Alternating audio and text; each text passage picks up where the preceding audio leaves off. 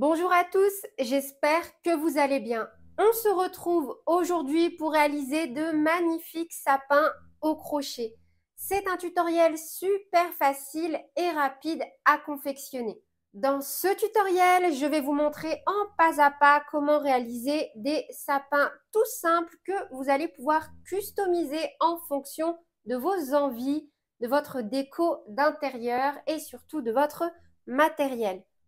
Dans ce tutoriel, je vais donc vous montrer comment réaliser ces jolis sapins aux dimensions que vous souhaitez avec le fil aquarelle. Pour ma part, j'ai opté pour la teinte vert bouteille. Vous allez pouvoir également retrouver toutes les informations concernant le matériel directement dans la description de cette vidéo. Vous pouvez également réaliser ce tutoriel avec le même crochet. Donc pour ma part, j'ai utilisé, que ce soit pour cette version ou celle-ci, un crochet taille 2,5. Et donc pour ce modèle-là, j'ai utilisé mon fil Noël de chez Loupation. J'ai trouvé le rendu vraiment super cute, adorable. J'ai adoré.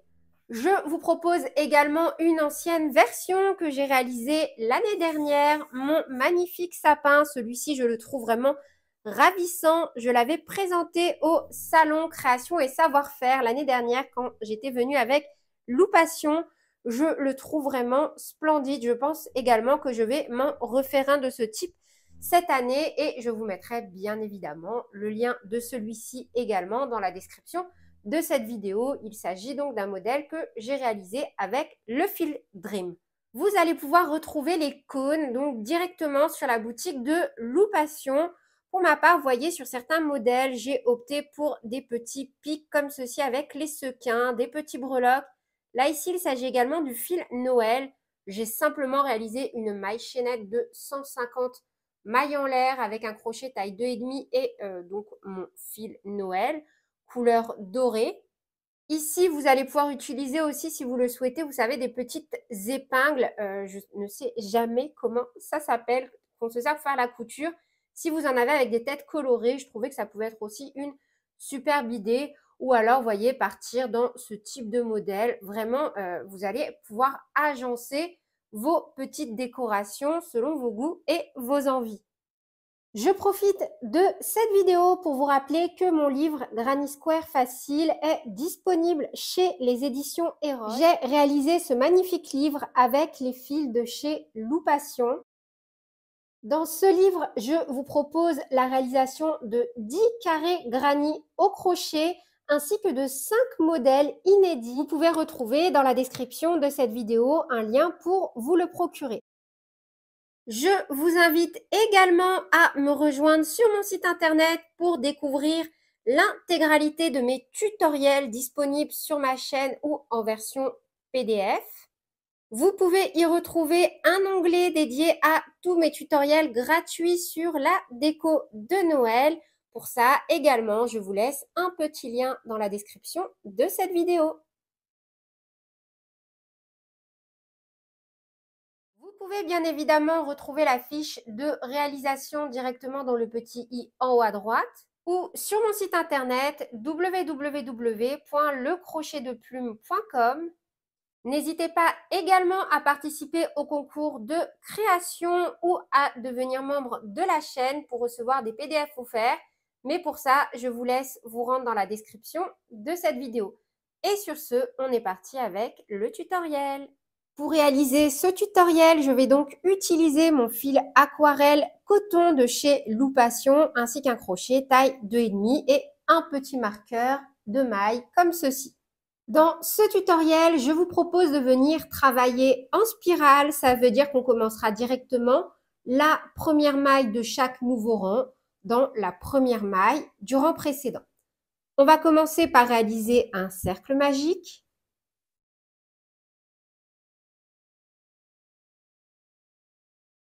Une maille en l'air. À l'intérieur de ce cercle magique, on vient travailler 4 mailles serrées. Une, et on remet tout de suite notre petit marqueur sur la première maille.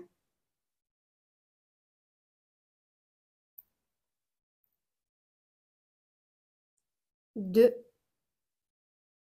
3, et 4. On tire sur la queue de fil.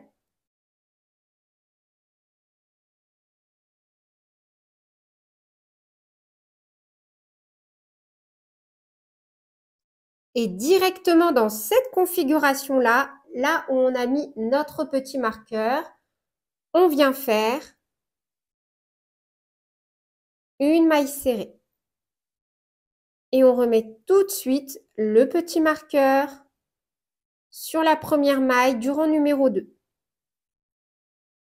On fait ensuite une augmentation, donc on fait 2 mailles serrées dans la même maille, tout simplement en piquant bien à chaque fois dans les 2 brins. De nouveau, on refait une maille serrée.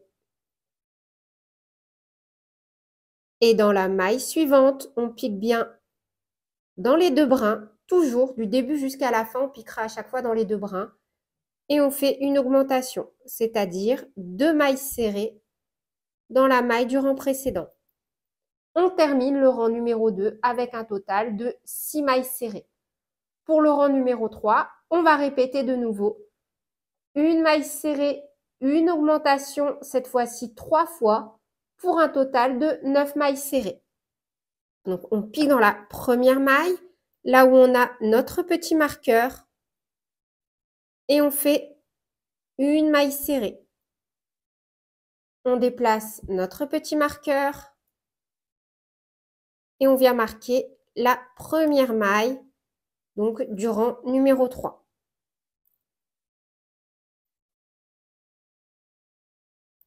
De nouveau, donc dans la maille suivante, on refait une augmentation.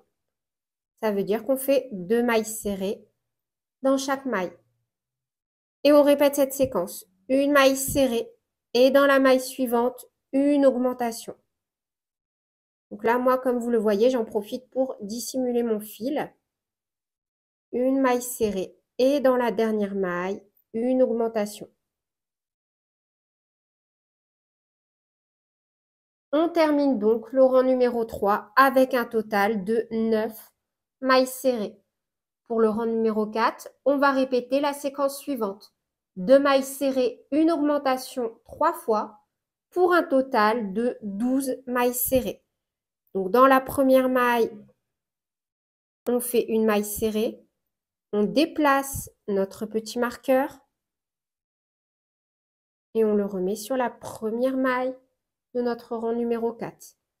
Dans la maille suivante, on refait une maille serrée. Et dans la maille suivante, cette fois-ci, on fait une augmentation. C'est-à-dire que l'on vient faire 2 mailles serrées dans la même maille. Et on répète. Une maille serrée dans la maille suivante. Une maille serrée.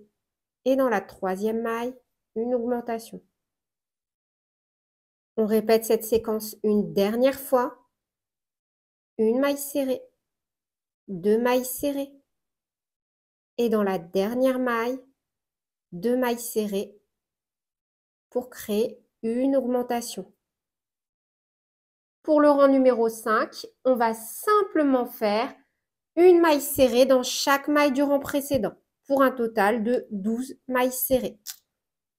Donc, une maille serrée, on remet notre petit marqueur et on fait simplement une maille serrée dans chaque maille du rang précédent. On doit donc avoir un total de 12 mailles serrées.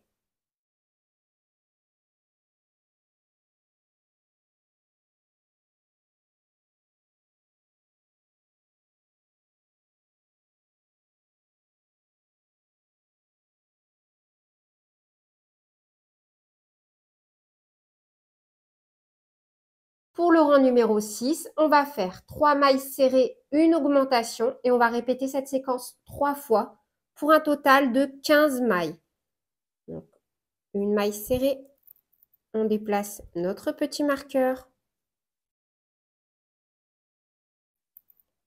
Dans la maille suivante, une maille serrée. Dans la maille suivante, une maille serrée. On a donc fait nos 3 premières mailles serrées. 1, 2, 3. Et dans la suivante, on fait donc une augmentation. Et on répète cette séquence encore 2 fois. Une maille serrée. 2 mailles serrées. 3 mailles serrées, une augmentation, une maille serrée, 2 mailles serrées, 3 mailles serrées, et dans la maille suivante, une augmentation. On termine donc notre rang numéro 6 avec un total de 15 mailles serrées. Pour le rang numéro 7, on fait une maille serrée dans chaque maille du rang précédent. Donc soit un total de 15 mailles serrées. Et on pense toujours à bien remettre le petit marqueur sur la première maille du rang en cours.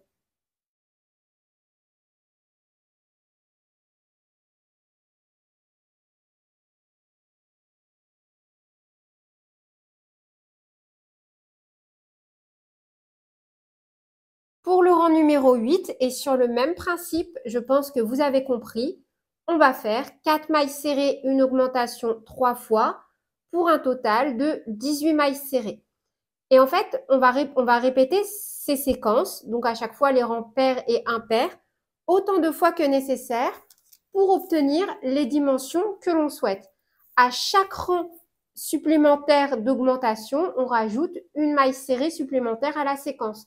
Donc pour le rang numéro 6, on était à 3 mailles serrées, une augmentation. Pour le rang numéro 8, on passe à 4 mailles serrées, une augmentation. Pour le rang numéro 10, on passera à 5 mailles serrées, une augmentation. Je vous propose donc de faire encore une fois une séquence ensemble.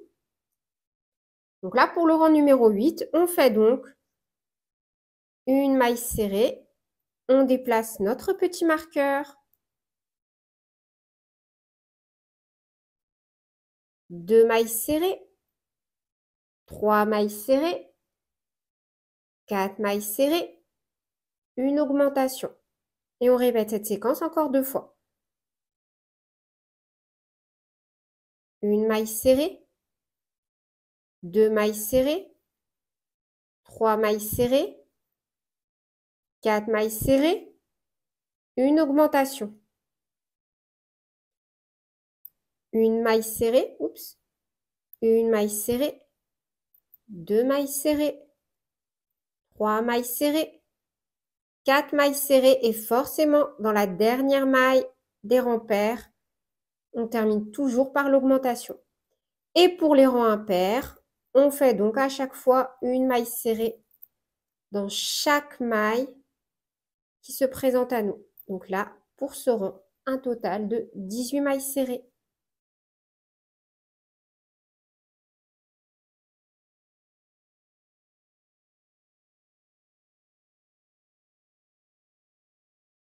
Et on va donc procéder de cette façon-là jusqu'à obtenir les dimensions que l'on souhaite. Vous voyez, on alternera à chaque fois. Les rangs pairs, on fait à chaque fois des augmentations. Les rangs impairs, on travaille une maille serrée dans chaque maille qui se présente à nous. Et à chaque fois qu'on est sur un rang d'augmentation, on augmente le nombre de mailles serrées de plus 1 à chaque fois. Et on répète toujours 3 fois la séquence. Donc là, par exemple, pour le rang numéro 10, on passe à 5 mailles serrées, une augmentation. Pour le rang numéro 12, on passe à 6 mailles serrées, une augmentation. Pour le rang numéro 14, on passe à 7 mailles serrées, une augmentation. Et on répète ça à chaque fois 3 fois, autant de fois que nécessaire pour obtenir les dimensions que l'on souhaite. Une fois qu'on a la taille souhaitée, on va venir donc stopper. Mais vraiment, vous allez pouvoir vous amuser à faire les dimensions que vous souhaitez. Si vous n'avez pas de cône, vous pouvez bien évidemment mettre du rembourrage ou pourquoi pas, moi je le faisais quand je faisais avant des petites marionnettes de doigts pour mon fils, rouler des morceaux de feuilles cartonnées, couper pour avoir la forme d'un cône et mettre du scotch, ça passe aussi très bien. Donc là, on va fermer. Donc, on vient faire dans la première maille du rang en cours, une maille coulée. Là où notre fil dépasse derrière, on glisse le crochet, on récupère la boucle sur le crochet et on fait passer cette petite boucle à l'arrière, comme ceci. Un petit coup de ciseau, hop, et c'est fini. Moi, j'aime beaucoup ramener la boucle en arrière parce qu'en fait, ça permet, vous voyez là, la petite bosse, elle est derrière, elle n'est pas devant. Et je vais simplement venir donc cacher mon fil et faire des petites décorations. Vous pouvez du coup utiliser n'importe quel fil. L'année dernière, je vous ai fait un sapin avec le fil Dream. Je pense que j'arriverai à vous le caler quelque part dans cette vidéo, que ce soit au début ou à la fin. Donc je me rappelle que j'avais aussi ramené ce sapin au salon Création et Savoir-faire quand j'étais sur le stand avec Lou Passion. Et il avait vraiment fait tout son petit effet avec d'ailleurs son compère, le petit gnome. Donc voilà, n'hésitez pas à utiliser vraiment les fils de la composition de votre choix. Pourquoi pas même les doubler.